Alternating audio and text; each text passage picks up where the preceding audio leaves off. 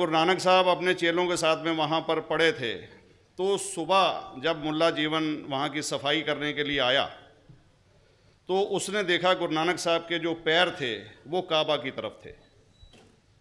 वो गुस्से में चिल्लाया कि ये कौन काफिर है जो कि काबा की तरफ पैर करके पड़ा है, और उसने गुस्से के अंदर आके उनके पैरों को झटका दिया, दूसरी तरफ किया।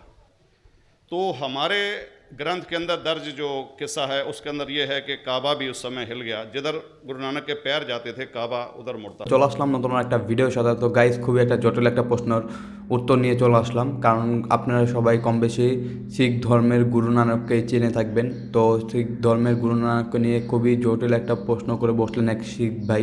তার জবাবে ডাক্তার জাকির নায়ক কি বললেন, তো চলো ভিডিওটা দেখি। जनाब डॉक्टर जाकिर साहब, मैं इस प्रोग्राम में आने में थोड़ा सा देर हो गई मेरे को, और अगर मैं यहाँ नहीं आ पाता तो शायद अपने आप को ज़िंदगी भर माफ़ नहीं कर पाता। आगरा की सरजमी पर आके आपने ये जो रोशनाई जगाई है, ये वाकई में हम तो उस अल्लाह ताला से दुआ करेंगे। जी हाँ, अल्लाह ताला से दुआ करेंगे कि आप जैसे 10-20 और नेक दिल और इतने पढ़े लिखे, इतने इंटेलेक्चुअल आदमी और पैदा करें, जिससे कि जाके आप भारत का कोना कोना, देश का कोना कोना रोशन करें। तहे दिल से स्वागत आपका। मेरा एक छोटा सा सवाल से पहले थोड़ा सा एक, हमारे भी गुरु ग्रंथ साहब के अंदर गुरु नानक साहब ने पूरी दुनिया का चक्कर लगाया, जिसके अंदर मक्का मदीना भी शामिल है। और जैसा कि एक सवाल इससे पहले हो चुका है कि गैर मुस्लिम जो है मक्का मदीना में अलाउड नहीं, या वहाँ का कैंटोनमेंट जो है अलाउ परमिशन नहीं देता। मगर ये तो तय है, आप मानते हैं, इस्लाम मानता है, हम मानते हैं, हमारे ग्रंथों के अंदर दर्ज है। गुरु नानक साहब के 2 चेले थे, एक बाला और एक मर्दाना, एक हिंदू और एक मुस्लिम। मर्दाना की बहुत ख्वाहिश थी कि मुसलमान जब तक पूरा मुसलमान नहीं कहलाने का हकदार, जब तक कि वो काबा का दर्शन ना कराए, तो गुरु नानक साहब उसको लेके और काबा गए। हमारे ग्रंथ के अंदर जो दर्ज है कि जब वो वहाँ पहुँचे, उन दिनों बहुत लंबा ये किस्सा है, 1 साल लगता था, और वो रूट सारा उसका वर्णन है।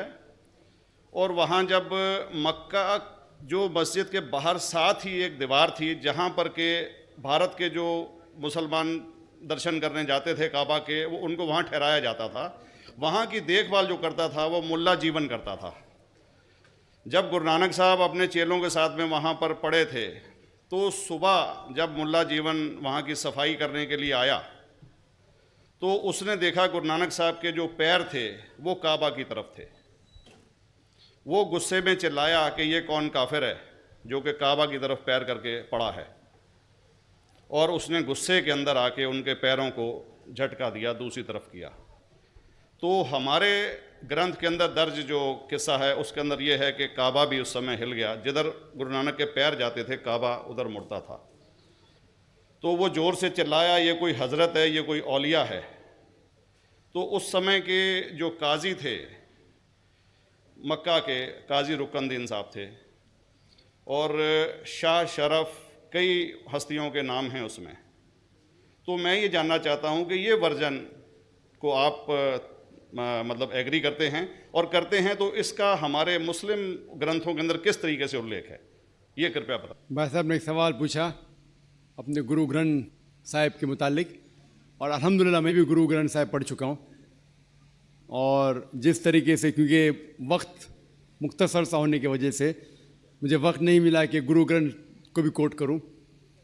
आपका सवाल का जवाब देने के पहले मैं आपसे ज़्यादा चाहूँगा कि इवन गुरु ग्रंथ की किताब पढ़ेंगे आप, ग्रंथ जिसे आदि ग्रंथ कहते हैं, और कोई सिख से पूछेंगे कि खुदा का तसव्वुर क्या है, सबसे बेहतरीन जवाब कोई सिख दे सकेगा, वो आपको कोट करेंगे जापू जी, जो गुरु ग्रंथ साहिब आदि ग्रंथ के सबसे पहले चैप्टर है, सबसे पहला श्लोक, जिसके कहते हैं जापू जी। जिसके मानी है कि God is true, he is only one, he is not begotten and is free from fear and want.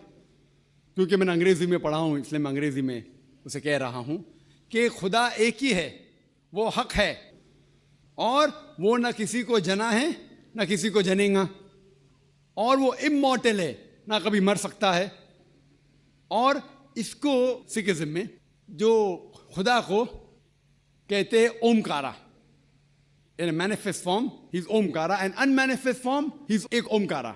और कई इसके एट्रीब्यूट्स है, मिसाल के तौर पे परवरदिगार, अकल, और उसे रहीम कहा गया है, Wahe Guru as one God कहा गया है, और it is strictly against idol worship and अवतारवादा। भाई साहब का सवाल था कि उनने ग्रंथ में पढ़ा कि गुरु नानक साहब मक्का के और उनका पैर काबा की तरफ था, और कोई मौलवी ने पैर को हिलाए और काबा हिल गया।